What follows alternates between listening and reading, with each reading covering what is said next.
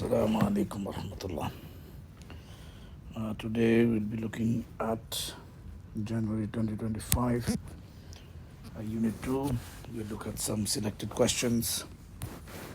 Let us move on to Section A. Section A, it says, in Section A, question number 1, it says an alcohol can be attacked by a nucleophile because the CO, see, the nucleophile will only attack regions of low electron density, right? Now, usually a nucleophile, what it does, it replaces the OH, right? Whenever an alcohol reacts with a nucleophile, the nucleophile replaces the OH. For example, if you have an alcohol, and if you have a nucleophile, for example, you have this nucleophile which is negatively charged. The nucleophile has a lone pair. So this nucleophile, what it does, it replaces the OH. So this nucleophile, since it replaces the OH, so when the OH is replaced, this bond needs to be broken. This carbon-oxygen bond needs to be broken, right? This carbon-oxygen bond needs to be broken. So this nucleophile will be attacking a region of low electron density, right? So the carbon is del plus, the oxygen is del minus. So what happens, this nucleophile attacks this carbon, which is del plus, which has less electronegativity, and therefore the OH bond would then break, then the CO bond would then break. Now this wouldn't have happened if the CO bond was not polar. It's not about the CO bond being weak or strong. It is about whether the CO bond is polar or not. If this CO bond was non-polar, this nucleophile would never have attacked the carbon, the electropositive carbon. If this bond was non-polar, the nucleophile wouldn't have attacked this carbon. So therefore the answer would be B, that the CO bond is polar, because the nucleophile will only attack regions of low electron density. So if the bond is not polar, it will never be attacked by the nucleophile. Now some of the students, they wrongly answer D, that the OH bond is polar. Yes, the OH bond is polar. But whenever an alcohol is attacked by a nucleophile, the nucleophile replaces the alcohol functional group. The nucleophile replaces the alcohol functional group, right? So if the nucleophile replaces the alcohol functional group, the CO bond needs to be broken, not the OH. The OH bond is polar. This is a true statement. But this is not the reason why the nucleophile attacks the alcohol. The reason why nucleophile attacks the alcohol, because the CO bond is polar. So B must be the answer. Question number 3, it says 20 cm of a saturated solution of barium nitrate at 80 degrees was cooled to 20 degrees. 9.32 grams of crystals were precipitated. Solubility of barium nitrate is 3.74 grams per 100 grams of water at 20 degrees. They have asked about the solubility of barium nitrate at 80 degrees per 100 grams of water. So now this value, the amount of crystal that got precipitated was for 20 cm3, right? Was for 20 cm3 saturated solution. This was about 20 cm3 or 20 grams of the solution. 20 cm3 is equivalent to 20 grams because we assume that the density is 1. So 20 cm3 saturated solution is equivalent to 20 grams of the solution. So in case of when the solution was 20 grams and when it was cooled from 80 to 20, this mass of crystals got precipitated, right? So let me write here.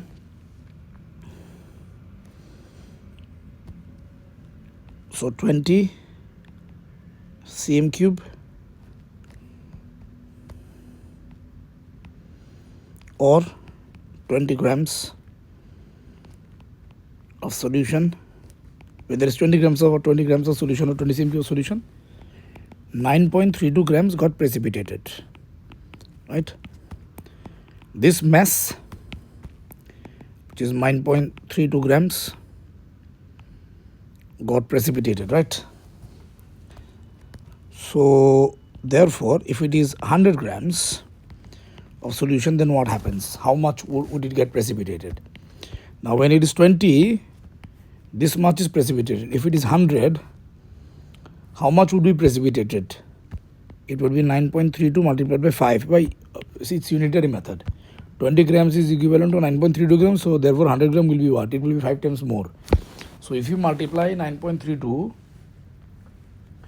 if you multiply 9.32 times 5, this comes out to be 46.6 grams. 46.6 grams dot precipitated if it is 100 gram of solution. If it was cooled to 80 to 20 degrees, right?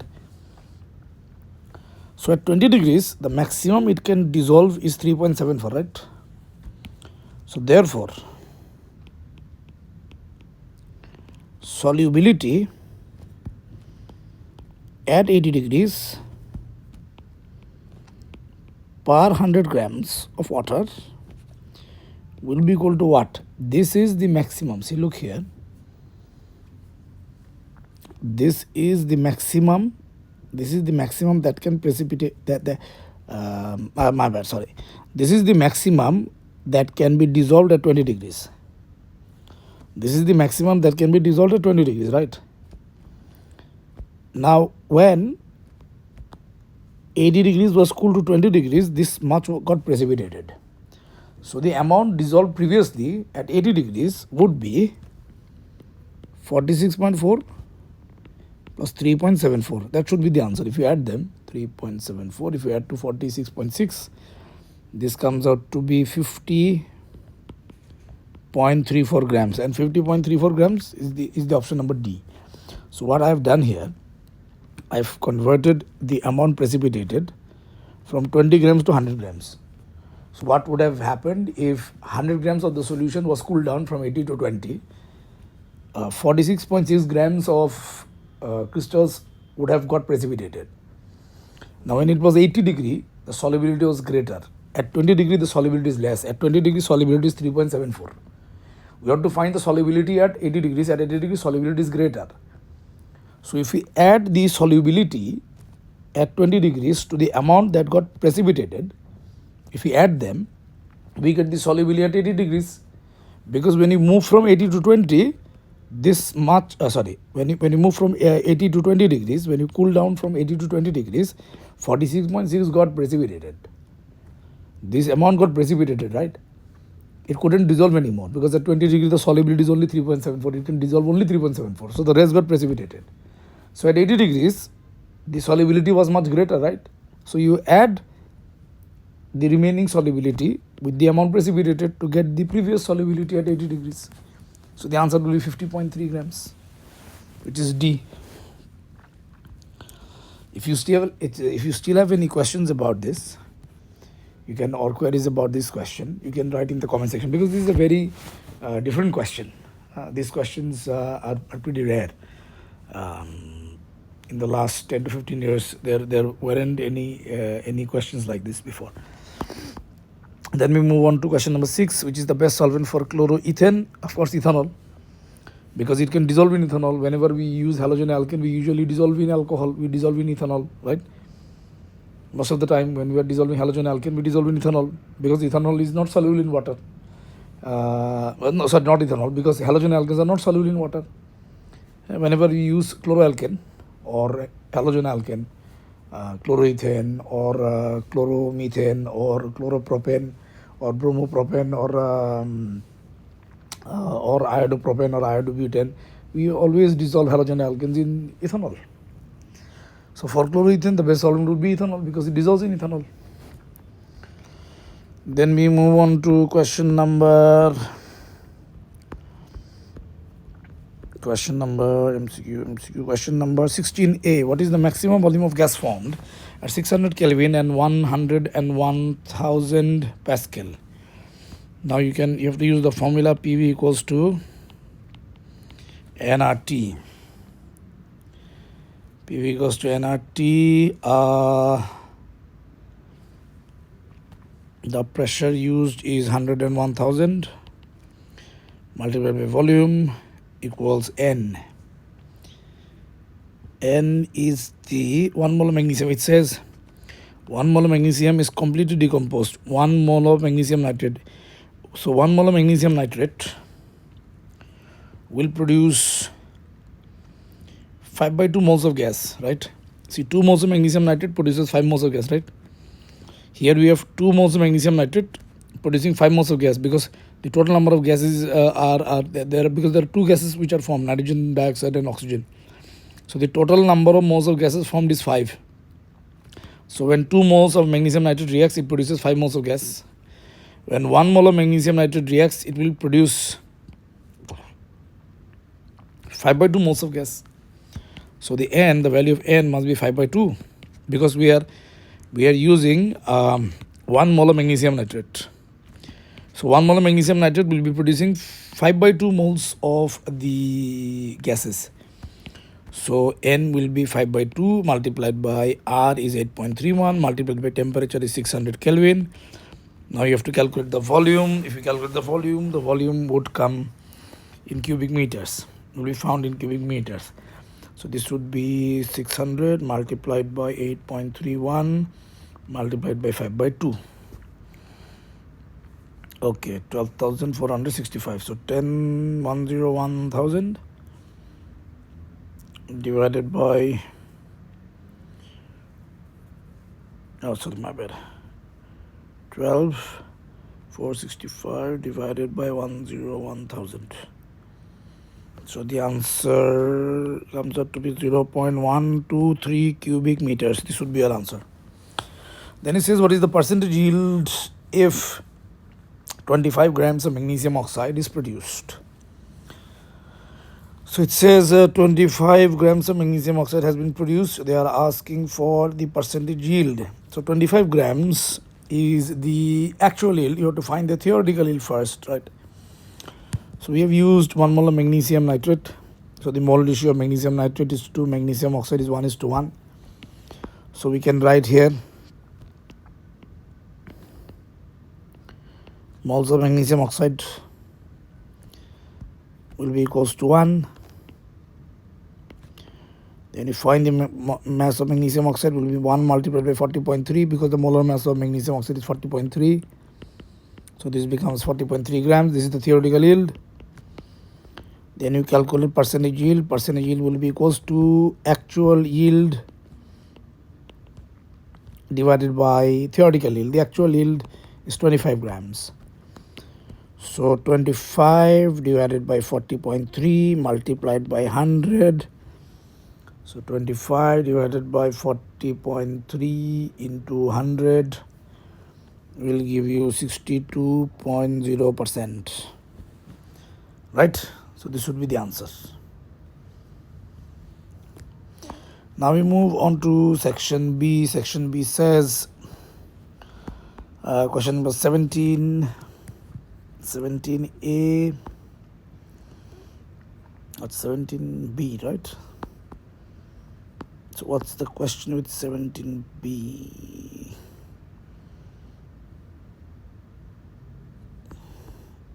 I think there wasn't any specific question about 17B. Okay, we'll move on to the another question. Question number 18. 18B, it says compare and contrast the effect of intermolecular forces on the properties of water and ammonia using the data shown. You have to find intermolecular properties. You are not to find. You have to compare and contrast the effect. Or compare and contrast means similarities and differences.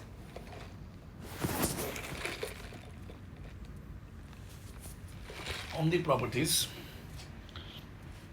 of water and ammonia using the data shown.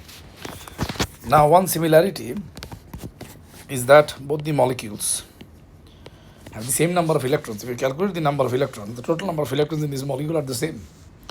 If the total number of electrons are the same, then they have similar London forces, or they have the same strength of London forces.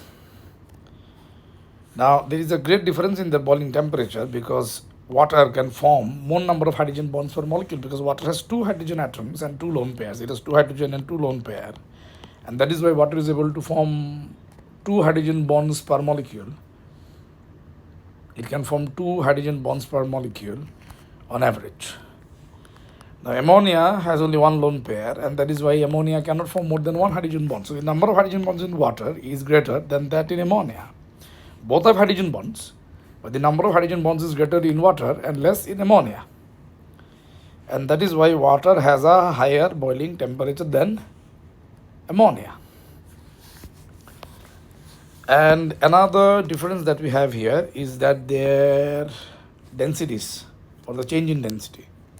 In case of water, an increase in temperature increases density, because an increase in temperature changes the water from a solid to liquid. Now, water in the solid state has lower density, and water in the liquid state has greater density. So the density of water increases, because at 223 Kelvin water is a solid. At 278 Kelvin water is a liquid. So the density of water increases. Now for ammonia, it's the other way around. Now at 223 Kelvin, ammonia is a liquid. At 278 Kelvin, ammonia is a gas. So when ammonia turns into gas, its density decreases. Right? The density is much smaller, because at 223 Kelvin, ammonia is a liquid, and at 278 Kelvin, ammonia becomes a gas. So the transformation from liquid to gas decreases the density of ammonia, because it turns into a gas from liquid. So I've already written the answer for you. Let me show you the answer. So the first mark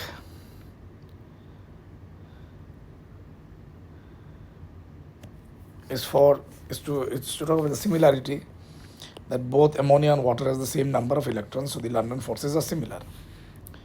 There are more number of hydrogen bonds between water molecules of water than between molecules of ammonia. And density of water increases at a higher temperature as it changes from solid to liquid. So since it was a 3-mark question, I wrote 3 points. Instead of talking about density of water, you can talk about the density of ammonia as well, or you can talk about both. If I was there giving this exam, I should have talked about density of both water and ammonia. But the mark scheme said that you can write either about the density of water or either the density of ammonia. Any one of them would do. But you can write about both of them. If I was giving this exam, I would have written about both, about the density of both ammonia and water. Move on to the next question. Question number 19. It says, name this type of reaction. It is elimination, because when you react halogen alkane with ethanolic potassium hydroxide, concentrated ethanolic potassium hydroxide, it will produce an alkene, right? So that is an elimination reaction. Then it says, draw the structure of the two isomers. That you have to draw the structure of the two isomers. Okay. So let me show you the structure. Let me first draw the structural formula of this compound. The structural formula of this compound would be, this is CH3. This would be Cl. Then we have 1, 2, 3, 4 carbon atoms in the longest chain. Let me draw the discrete formula. It's easier to figure out the answer if you draw the discrete formula. There's 1, 2, 3, 4 carbon atoms. 1, 2, 3, 4 carbon atoms in the longest chain, and there is 1, 2, 3. There's a methyl group on carbon number 3. So there's CH3 here, H here. Let me write the H here. This becomes easier. CH3 here and another CH3 here. So it says that you have to draw the structure of the two isomers that are formed during this reaction. So this is the compound X. Now compound X, in compound X what happens, if elimination occurs, elimination can occur here.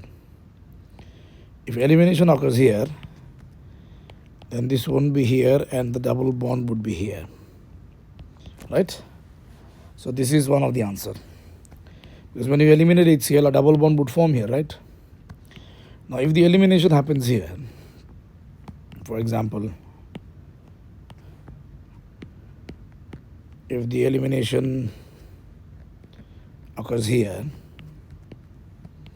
if H and Cl gets eliminated here, the double bond would form here, right? So your product would be, so you remove H and Cl, you place a double bond here, that would be your answer. So you get marks for this and this. So these are the two isomers that are found here.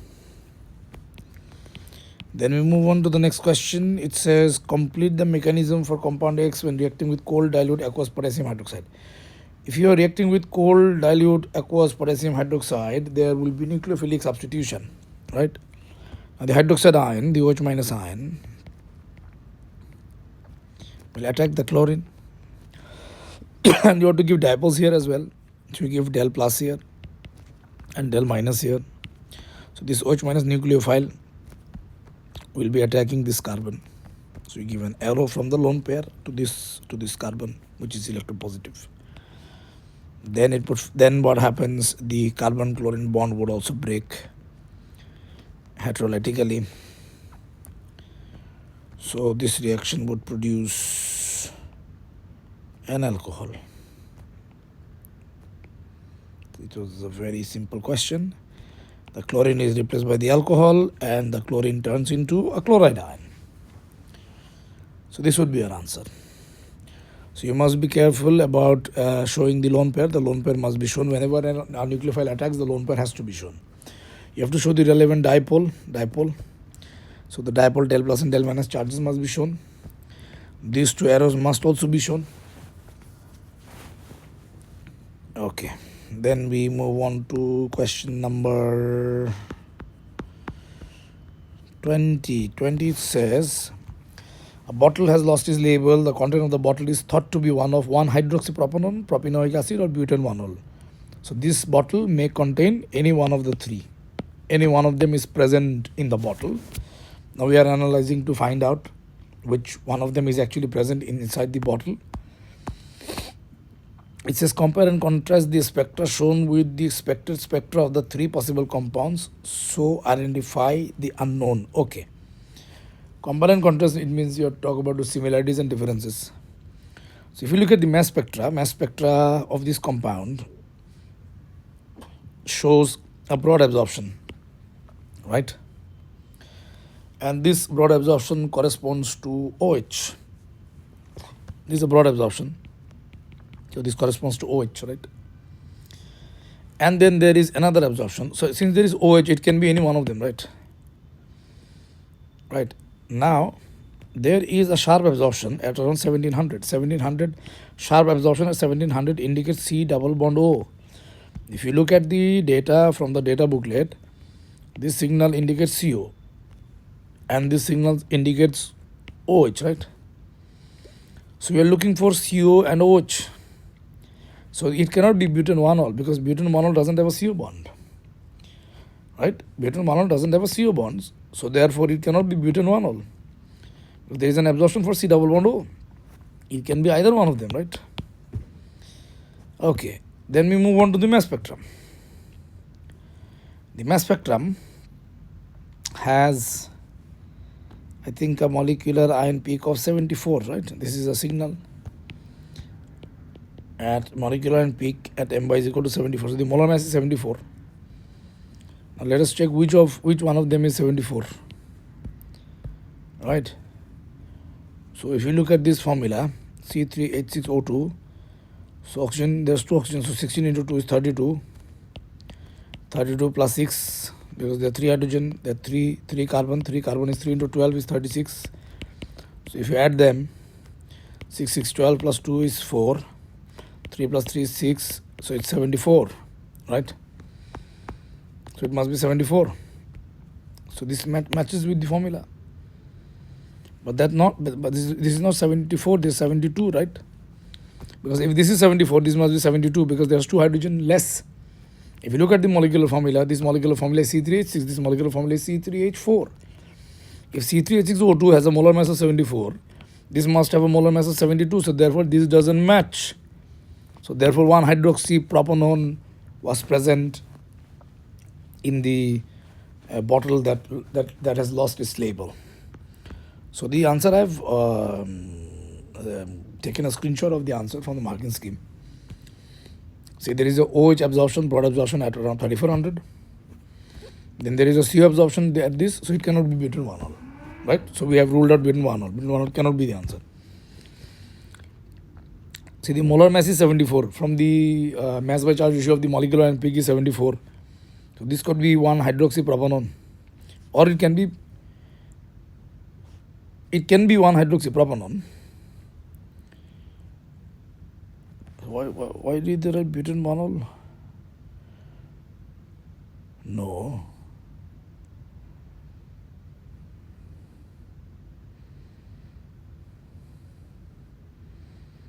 Because butane, we have already said it cannot be butane 1-ol, yeah.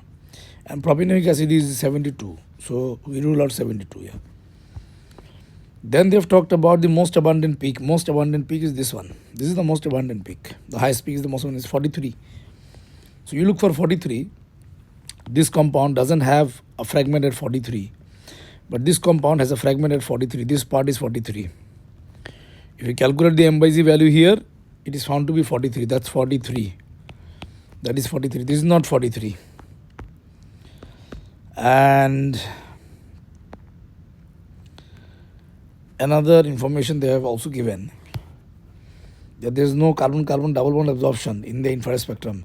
From the data booklet, the carbon-carbon double bond absorption is between this range. So in that range, there is no absorption. In that particular range, 1600, there is no absorption in this range.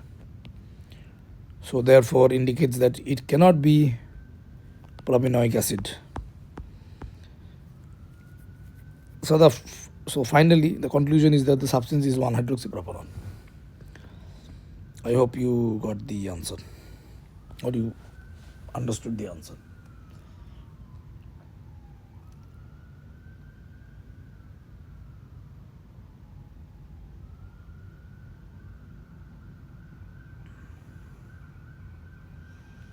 Then we move on to question number 21.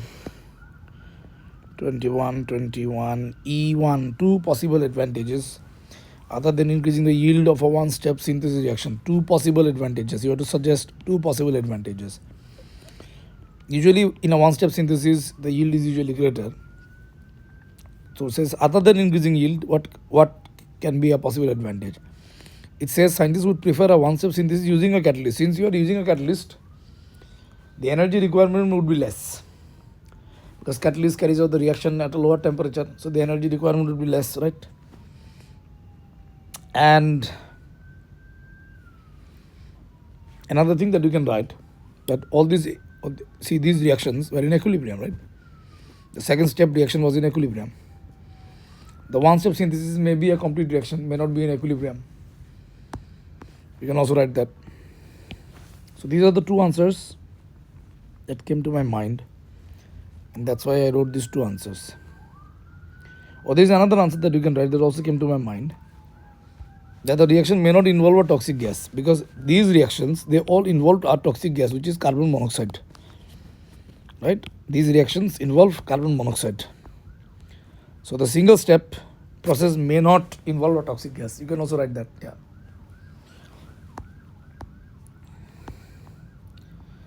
Then you're done with this paper then.